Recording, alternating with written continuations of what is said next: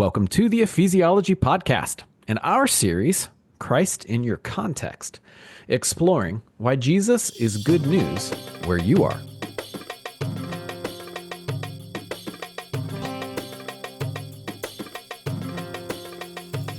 Today we are with Michael, our resident ephesiologist. I'm Andrew Johnson in Houston, Texas, and we are quite giddy to have David Fitch with us. David is a professor at Northern Seminary, a pastor at Renew Church in Westmont, Illinois, and an author of numerous books, the latest titled Presence-Based Witness. David, cannot wait to hear more about all of these efforts, so thank you so much for joining us on the Ephesiology Podcast today. Hey, I couldn't be happier to finally meet you guys. I think you guys are kind of famous. At least one of us I don't is think a so. me. It must be the other Andrew and Michael you're thinking about. Well, all I know is I get a lot of people asking me, what does the T stand for in Michael T. Cooper?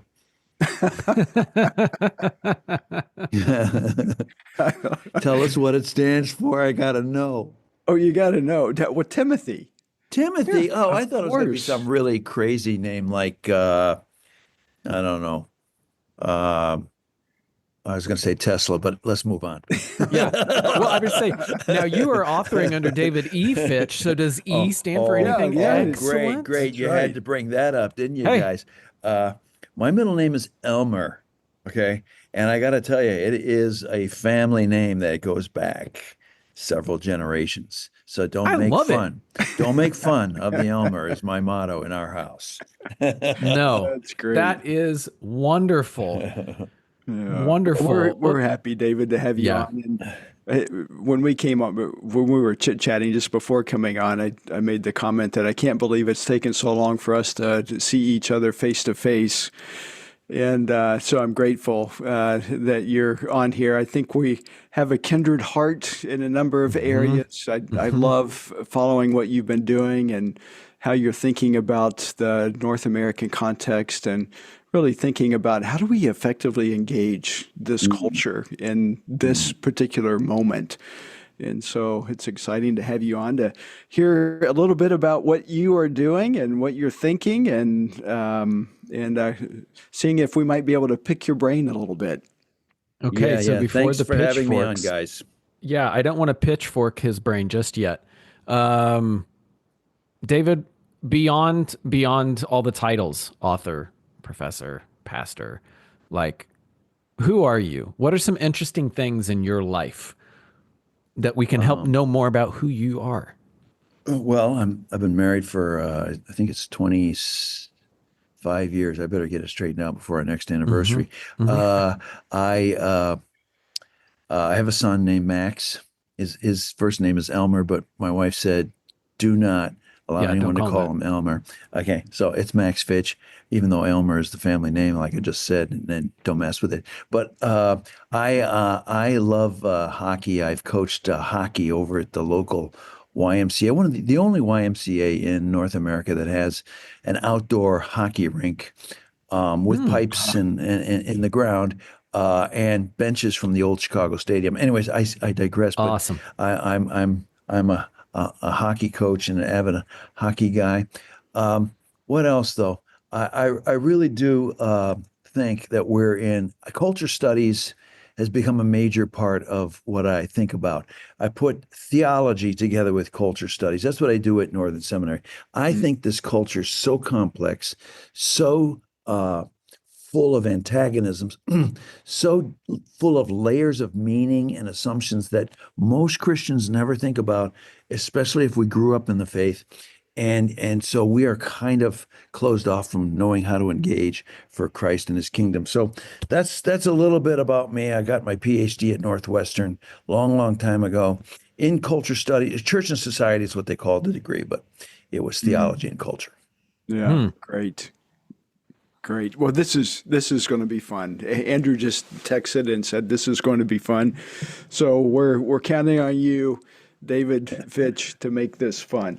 I mean, you've already opened up a huge can of worms. Yes, and thank you for those worms. By saying that we're in this particular cultural moment, and I think we all agree this is if not the strangest times that we've ever lived in, nearly the strangest times we've ever lived in. And I know you have your finger on the pulse of those times. And how are you exegeting this cultural moment? Well, that's like full of 52 different answers there. Right. Let me start out by saying, let me just give you a taste of what I'm talking about. Yeah. In my doctoral, I do this doctorate in contextual theology here at Northern, and in the first class, we're going through a series of cultural things that we got to sort out. And one is, what is the construal of the self in your culture? What is your construal of the self? And what is the construal of the self in the culture right now? So then I kind of put into a nice chart, and I put it on my Facebook page, folks. If you want to go to my Facebook post page, Fitch is how you get there, Fitchest. But I said there's three main tranches, streams of how we understand ourselves. There's the modern romanticist self of America, the self-expressivist self. I want to be me. I got to be me. Disney. There is the narrative self, which I would like point to Charles Taylor and several other people. This idea is, I am not given, I'm born into a historical situation, and I grow and learn over time in a history, and I become who I am by being faithful to a story, or by my story becoming part of a story. It's the narrative self. So Fitch, you don't understand Fitch until you understand where he grew up, why he loves hockey, how his dad got killed in a car crash when he was 24 at the University of Miami. You don't understand me. And then the decisions I made to follow Christ or not follow Christ, and where that all led. Narrative self. That's a big part. And then there's this last one, the deconstructive self. And this one sees the technical word is subjectivity for this view. This comes from post-structuralist thinkers, 70s, 80s, 90s in Europe. Actually, it goes back to the Frankfurt School out of World War II, when they're all trying to figure out, how did ideology take over the world? And we had World War II and 60 million people killed. Anyways, that self, it says, I've got everybody trying to tell me who I am. I got all these power interests forming me, shaping my gender, my identity, my sexuality, my race, my economics, my class. And there's this movement to deconstruct that self, rebel from that self. But I don't have a self after I've finished deconstructing it. And so all I'm trying to say is, folks, I feel like if you're like over the age of 40 and you grew up evangelical like I did, you're probably in that what I'll call a naive romanticist self. I have an inherent self. I just got to be all I am, and Jesus will help me be the best me I can be. Meanwhile, your kids, if you have kids that are like teenagers going to school right now or in university, they're all going, why are you telling me I got to be this? Why is culture telling me I got to be a he or a she? And you have no idea how to engage that. And I tell you, folks, until we realize that Jesus, and this is the comfort of knowing that Jesus, once we know we have been born into this world under the sovereignty of God, and he is walking with us, and he is creating us out of a walk with Jesus and a narrative self, I just feel like we're lost. And this is what we have to offer the world. So anyways, all that to say, this is one of the major cultural dilemmas of our time, the deconstructive self and the way it's tearing things up. And of course, we have conservative Christianity just massively getting defensive against it, and it's making things worse, not better. We got to engage. Yeah, and we'll unpack that some. I mean, you're talking about the narrative self, the deconstructive self. What was the first one? The modern self? Romanticist self. Romanticist self. How is that manifesting? What are some descriptors of those so that we can get our heads around it? Oh, well. I mean, what's an example? I mean, think about popular culture today. I'm going to make a lot of people mad at me right now, Michael, and it's all your fault if it happens. I'll take the blame. love this. This is my favorite. I'm blamed by other people's. Okay, I'll give you an example. We have a highly therapeutic culture. Yeah. Notice I didn't say therapy culture, therapeutic culture. So it's not only that therapy is a very legitimate form of dealing with our personal mental struggles, our social struggles, but we have a culture now that is embodied all the values, all of the understandings of the self that comes from therapy. And therapy is driven out of the Romanicist period of our culture, beginning with the Victorian period. And so now it's all about me. Are you happy? What would fulfill you? What do you want to be when you grow up?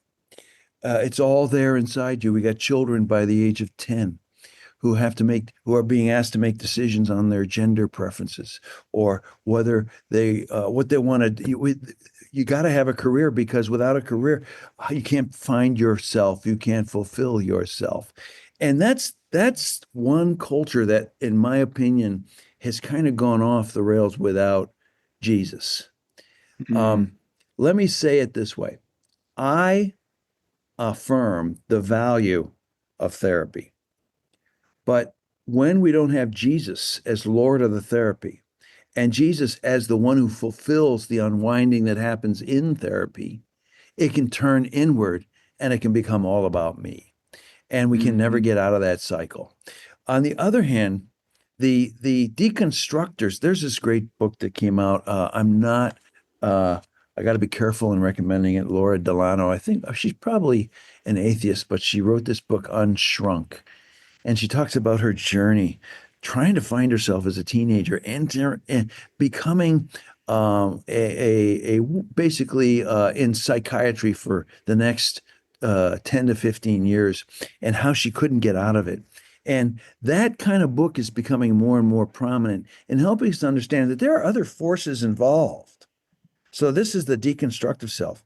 What is this therapist trying to do to help me be a better worker that can work 65 hours a week under such enormous stress, have a 5-bedroom house? I only have 2 kids. Why do I need 5 bedrooms? Because it's a status. And the therapist becomes the instrument of capitalism.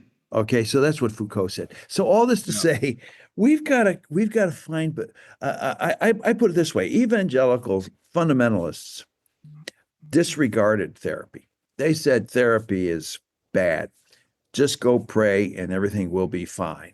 The reaction to that was a whole bunch of evangelicals rightfully saying, no, I've got to deal with my issues and struggles and mental illness. I need a therapist. In fact, one of the reasons why I need a therapist, I have nobody else to talk to about these issues because I'm shamed in the church. And that was the one reaction. Right. Now we've separated mental health all to the therapist, not realizing that we need to discern the therapy alongside Jesus in our lives with people we really love, care, and can walk with us who are going through many of the same things. Now, does that all make sense? I was a big, long speech I wasn't planning on, but it just shows how the cultures that we're involved in need discernment. Where does Jesus as Lord come in, and how does the church put all things under his lordship and make it possible for us to walk in the person and work of Jesus in our lives? Yeah, well, you talked about the complexity of the culture that we're in right now, and that certainly highlights it, the therapeutic nature, and that manifests in so many different ways. But even I mean, as you were reflecting just in the non-Christian realm, to reflect on that in the Christian realm, I mean, you begin to see it manifest in ways that people now are saying, well, what is God's will for my life? What does God want for me? Yes. And it's all turned to an anthropocentric focus on how can I be satisfied as I'm sitting in this place on a Sunday morning, and how does that then manifest in the type of sermons we hear on Sunday mornings? Oh, yeah. Oh yeah. I was ahead of getting on this call. I was on a chat with some pastors who are a part of the Soma family of churches, Yes. and they were talking about understanding, again, using your language, that narrative self, but just understanding that God is on the move, that the Holy Spirit is on the move, that He is working, and we are joining in His story. And so understanding who we are by understanding His story and playing a part in His story is the way to actually find that way forward. And to, just like you're talking about, Michael, that should impact how we preach. That should impact how we teach. That should impact how we disciple, so that people actually understand, hey, it's not all about you. That's a healthy thing, actually. That's the best self. I don't know. Makes sense to Yeah. me. And so those who are hurting and struggling, who are listening, and those who have been struggling with mental illness, no one's saying on this podcast that therapy, or for that matter, psychiatry, cannot be a help. Right. Cannot Agreed. be okay. But what we want to be careful is replacing Jesus with psychiatry. Jesus is still Lord. He is still the healer of your life. And so the one place. So I have an ecclesiology which says that the church is called to be in three circles, and the third circle is the circle where Jesus is not yet recognized yet, but yet we go be present there and wait until and listen until His work is manifest. And then we say, do you see what He's doing in your life, and call people into the kingdom?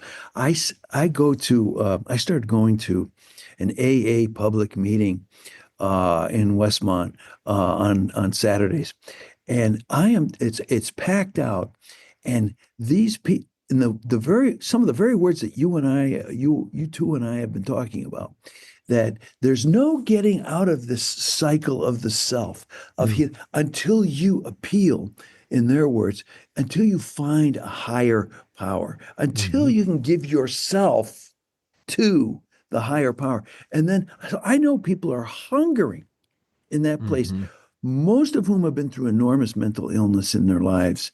There's about 100 people in this meeting I go to, and the stories I hear are incredible.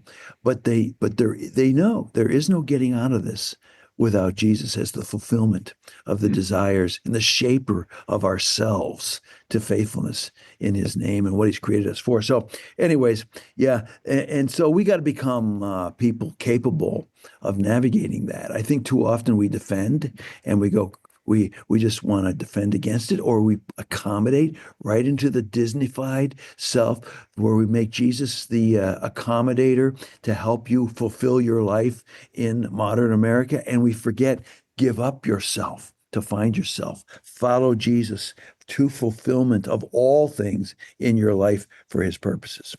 Yeah, well, that's a good word. And this is getting to what you recently co-authored, a little booklet on the presence-based witness. Tell us a little bit about that. Yeah, well, so the book Faithful Presence, which is now like almost 10 years old, I kind of went through Scripture, went through the historical parts of the New Testament, went through actually reading the history of the first 2 centuries of the church, and discovered that the church saw itself as a whole way of life, and that most often that manifested itself in 3 circles. The circle of worship, which is a very close circle, where people are all submitted to Jesus as Lord. There they encounter Him as risen in the Eucharist and in the proclaimed word. And then there's the circle in the neighborhood in Acts chapter 2. They talk about discerning or devoting to apostles' teaching, prayer, eating together, fellowship. And that was from house to house. That's the discipleship space. And then there's this half circle. Always they lived among all the people, being present there. And out of that space, people got saved. People were being saved. Acts chapter 2, I think it's 42 to 45. Have I got that right, Michael? Yep, 42 to 47. You're the biblical scholar in this group, Michael. Yes, I love blaming Michael. See, this is the second time, David. I love you. This is great. If we get this wrong, it's your fault, Michael. Yep, love it. But anyways, so that mission circle, that circle where we go and be present as guests in the places of hurting in our neighborhoods, and just listen and allow God to work. That's a sermon I preached out of Luke 10. I don't know, 100, maybe 200 times.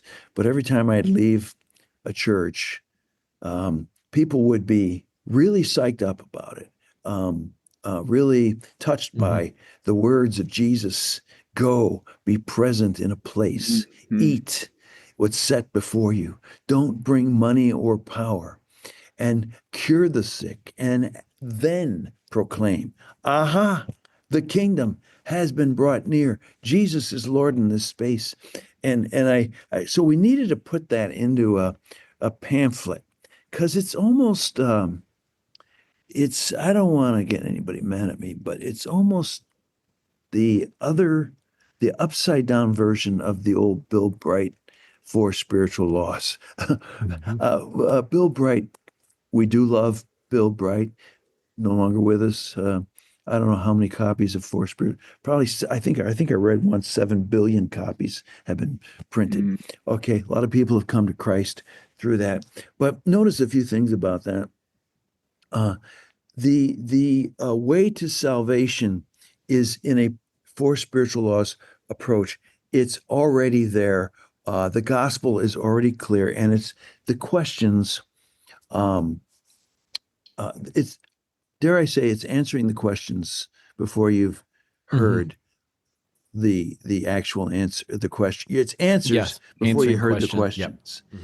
We wanted to reverse that. And so we came up out of Luke chapter 10, we came up with this little pamphlet, which I was always arguing. Gino Kirkaruto is a student of mine, and he heard me preach this a couple of times. So we put it together in this booklet here, Presence-Based Witness, 6 Steps to Powerful Witness. And we wanted to make it into a Four Spiritual Laws, but we couldn't do it. We ended up with 6 steps instead of 4 spiritual laws. And it's about 50 pages, but we have this nice little card. So I'll just go through this in like literally Thank you. 5 minutes or less. The first step is know the presence. I think, folks, somewhere along the line, we lost the sense that God is at work in the world wherever we are, if we'll just make space for him. Jesus says something like, as he ascends, he goes, all power and authority has been given unto me in heaven and on earth. In other words, he is in charge. There's not 1 inch. In the words of the Dutch Calvinists, there's not 1 inch that he doesn't exist. But then he says at the very end, he says, and he sends people out, go under this power and authority, but I go with you. We need to make space for the physical manifestation of his presence in each encounter. So the first step is know that it is by his presence that he works. Take it off your shoulders, folks. You don't really have to do anything to initiate this. Just go and sit. I go to the AA club now on Saturdays. I have been in homeless shelters. Once in Faithful Presence, I wrote about how I camped out in a McDonald's for almost 10 years, having very good but cheap bold roast coffee, free refills. And it's not that bad. It's not that bad. I love it. Plus, you probably get the senior discount now. Oh, shots fired. Oh, wow. Shots fired. That is punching back. But Man, Michael. It's true. I am a senior, but the what you get with the senior discount is the small. I got to go large. So, anyways, and I would just sit there and grade papers, study, read books, do the work. I have this routine. I get up at 6. I do all this for 3 hours, and just sitting there and praying, Lord, be present in this place. Help me to know your presence. And the ensuing conversations were life-changing, not just to the person that I was encountering, but to me. I would see miracles, more miracles in McDonald's than I ever saw in the church building. And so the first step is know the presence. The second step is find your place. I just described how I found this place in McDonald's. Lately, I've been wondering in Westmont about changing my place, and there's this woman who used to be without a home that our church ministered to, and she found an apartment, and the apartment building's kind of broken down. But I was just sitting there with my wife. We used to call it happy hour on Friday afternoons over there in this broken down apartment building, and the people just used to come around and talk about the brokenness in their life. There was broken relationships, there was stealing, there was all this anger, there was broken families. And I go to Judy, I go, come on, let's have a Bible study here. Okay. And Judy said, no, Dave, we're not going to have another Bible study here. We tried that once before at the other place where she lived. Okay, so the reason why I'm telling you this is how you find your place. I'm walking home, kind of discouraged. We can't have a Bible study at this apartment building. And I walk right by the AA club. And it's like the Holy Spirit said, well, you can do that here. You can do that right here. I looked at the schedule. I found some open meetings that really fit my schedule. One's at 8:30 on Saturday mornings. I go to breakfast with who is now graduated from being a teenager. He's 20. And I go to breakfast with him every Saturday. Fit perfectly because he doesn't get up till 10 o'clock on Saturday. And so I started to go, you've got to find your place. And then I just sat there. I bought one of those AA books, and I just sat. I just couldn't believe I still can't believe what I'm hearing going on in that meeting. By the way, I take a walk like 5-6 times a week, walk there and back, pray for that place every time I take that walk. This is how we find our place. Yeah. Any questions before I go from 1, 2 to step 3? Have I bored anybody yet in the room? No, I will say, Fitch. Talking to you, Mike Cooper. Yeah. Fitch, I think your follow-up book, right, instead of condensing one, is just all the follow-up stories, and you call it Miracles at McDonald's. Yeah. Right. And that's just a series of essays. There's your idea. Take it to your publisher. Yeah. I mean, I love what you're saying, Fitch. A friend of mine likes to put it in a similar way, that if we want to do things regarding justice, we need to be in the proximity of injustice. Absolutely. What you're talking about is proximity. We need to be in the places where people are if we really want to engage with people. I love it. What's the third point? We have this little exercise we do where we just sit down. We offer it to pastors. We offer it to leaders. Just sit down with the person. Just chart where they go every day. Oh, you go to that coffee shop on your way to work? Is there any chance you can get up an hour early and just hang there for an hour before you go to work? Oh, what about you're a teacher and you need a place to grade? Or, oh, you go by that homeless shelter and you every week on your way off the train, and you have a love for and you just help people find places. So one time, a guy who was an architect, kind of a grumpy guy in our church, but you need grumpy guys in town hall meetings, ordinances where they're getting all. And since he was an architect, he got on that committee. Now that committee, there's a lot of injustice and racism going on in that committee. I don't want to name the committee. I don't want to name any names, but I just want to say his presence there opened up space for Jesus to work. Call out what's going on, not get mad, you racist, but say, hey, dude, I heard what you said. Can we get together with some of my friends and talk about why you don't want that restaurant that appeals to Black persons in our neighborhood on Burlington Avenue? So anyways, you just got to, we have this exercise. It's on a website, and it helps. But this is all reshaping how we think about evangelism. So if anybody's hearing this and thinks you can do this in your church tomorrow by having like 6 sermons on presence-based witness, no, you got to cultivate the culture in your church, and Jesus will use it to change the world. Yeah, cultivate the culture, but you need models too, don't you? You need somebody to look at and say, look, this is what this looks like. Now come and join me in doing that. Absolutely. Yeah, I love this. Models are important. Okay, step 3 is wait for the reveal. Now, I remember Gino and I were going back and forth on this, and we were struggling. How do we give people the patience? So Jesus says, "Go be present." Luke chapter 10. Go eat. Sit at the table. Remain at the table. Don't move around a lot. Be a guest. Eat what is set before you. Give up control. Don't bring your purse and your money. You be present here and depend on these circumstances, and you become part of what's going on here. And so you got to wait. You got to be patient. And then it's amazing. The reveal will happen, but you got to wait for it, and you got to be sensitive to the Holy Spirit. Yeah. One of the things I always, and it really does change just about any time I'm with people. When I'm preaching, it changes. When I'm in a meeting, I go, Lord, be present in this place. Help me to be present to your presence at work in this person. It shifts all the attention, all of the need to control out of me and to Jesus at work in this place.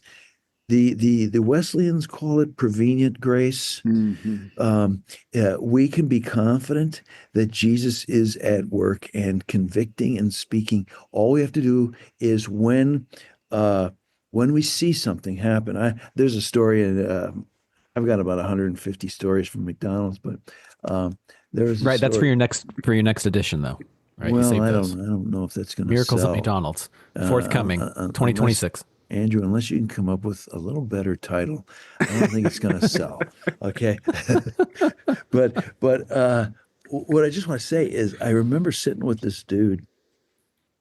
I'd known him for a year. I waited for a year. And then it's coming towards Christmas. And he says something like, Dave, my heart is breaking. For I have not seen my kids in 10 years. Wow. And I at that point I'm going, this is the Holy Spirit. And I said something to him like, dude, I believe God is at work in all things, reconciling the whole world to himself. I quoted a little scripture, and I just said, I believe God wants to reconcile you with your family. He goes something like, oh, you got to be kidding me. My wife has a, what do you call those orders? A restraining order. I can't go within 100 yards of the house, blah, blah, blah. My ex-wife. I go, Jesus is Lord. I just proclaim the gospel. And it's at that point that we just proclaim the gospel. Jesus is Lord. He is at work here. He wants to heal and restore. Can you believe it? And I said to him, can you see? I said the words, can you see what I see? And Steve opened up his eyes widely and said, yes. And then we started. So at that point, we started. This is on step 4 now. The reveal happened. We proclaimed the gospel. And then the invite, which is step 5. I said, well, what are we going to do? I think Jesus is asking us to. And we wrote a letter. And Steve talked about forgiveness. He talked about receiving forgiveness from Jesus, but then he asked for forgiveness. And, that day came and went. Over the next 2 months, I was called to move to Westmont. And actually, no. 1 year later, I was called to be with Westmont. But 1 year later, Steve came up to me and said, David, just want you to know, I spent my Christmas with my family. Wow. And we spent, and God is making all things new. Just a side note, then I moved to Westmont, came back a year later to visit all the people I knew. Tommy Maloney was always sitting in the corner, an Irishman. He was always very cynical, always say things like, oh, what are you wasting your time for with those homeless people? They're never going to get a job. Okay. And I came in and I go, Tommy, where's Steve? Oh, he got a job. Okay. So this is the way I illustrate that, just to say God starts in one place. You never know where. And through discipleship, he heals all things. Eventually, it starts in one place, and sanctification takes over your whole life. So anyways, wait for the reveal, folks, and then proclaim the gospel, and then invite them into something. And then my last step here that Gino and I came up with, testify to a different power. The disciples come back and they can't believe what they just saw. And Jesus says something like, I just saw Satan fall like lightning. And then he says, but nevertheless, don't get too excited with yourself. Mm-hmm. Don't focus on that demons have been cast out. Focus on that your name is written in the book of life. Now, the way I see that is, this is not about you. You participated in the kingdom. So you just saw the kingdom's power, not your own power. The disciples were always taking over with their own power for the kingdom. And here we come back to church. We come back to other places and tell these stories of what God's doing, testifying to another power. That is part of witness. We all need to be encouraged to see God work in miraculous ways in people's lives. Yeah. Wow. That's powerful. I agree. 6 good steps. Give us the title one more time, David, of that booklet that you just came out with. Presence-based witness. And you can find David Fitch, and you can find it on Amazon. We're actually working with some publishers to maybe publish it in a more accessible, cheaper. Mm-hmm. Accessible means cheap. Absolutely. Cheaper edition. But that will be out probably not for another 6 months. Okay, good. Well, that looks like a great resource. And this is based off of your Faithful Presence that you wrote a couple years ago.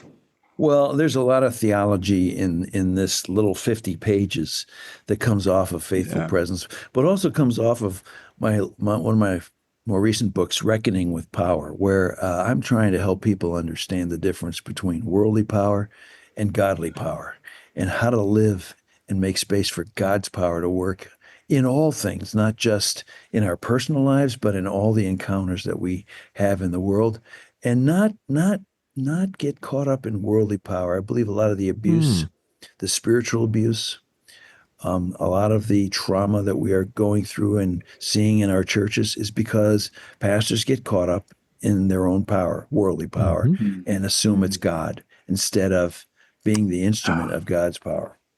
Yeah. I think that could preach, and I could think that preaches outside the church too. Out in definitely the world outside. where Christians think that power means God's favor. Well, we're experiencing that a lot in today's political climate, but I'm going to stay off that topic. It's not new. It's not new. Well, this is something we need to have you back. Yep. We'd love to have you back, in fact, and talk about this, because this is a part of the complexity of the culture that we're in right now. It is. But so grateful, David, that you came on and shared with us these 6 steps in the presence-based witness. It's so important just to be, right? Yeah. Just to be. It's not you just be you. It's just be. Be present and let God work through you. And He will do that. Wow. Because he's the hero, and he stays the hero of that story. Absolutely. We just are. Well, my friend, you have opened a door that we are going to continue to walk through, and would love to have you back to talk more about these things. These are important days, I think, that we're in, and having a person with a voice like yours speaking into this, I think, is very helpful and encouraging. Agreed. As well. I'm leaving here with a light heart. I feel like load is off my back, and I appreciate that you have contributed to that sense of lightness. Thanks to both of you for having me. So, Senior David Elmer Fitch, where if people want to keep fun up of that, hey, I love it. I have stories. That's a family I think it's name. fantastic because it's part of your story. Anyway. If people want to keep up with you between part 1 and part 2, when we have you back, where can they find you on the interwebs or other places? Yeah, I have a Substack. I call it Fitch's Provocations. So don't go on there unless you are capable or willing to endure some provoking. I think it's davidfitch.substack, but you can find it by Googling me. And I'm really active. We have quite conversations going on Facebook at the page there. So just follow me on that page. Okay. Yep. Okay. Well, Dave, thank you. Seriously, thank you so much for being on. We look forward to having you back. It will be a great hootenanny. For our listeners who have joined us, thank you so much. At least by plan, I can't edit it out if I'm about to say it. This was our 200th episode. So I think that was... You're on it. This yeah. was the 200th episode with David E. Fitch. I am honored. So good. So good. Well, if you are joining us for episode 200 and you are so excited and say, I need to find the other 199, please go to your local podcast streamer, click our back catalog, find some interviews, guests, topics that you want to research. Also, please go to masterclasses.ephesiology.com and see how you can be propelled into what God is doing in your context and how he might use you to be a part of that. So for Michael, David, and myself, thank you for joining us today on the Ephesiology Podcast.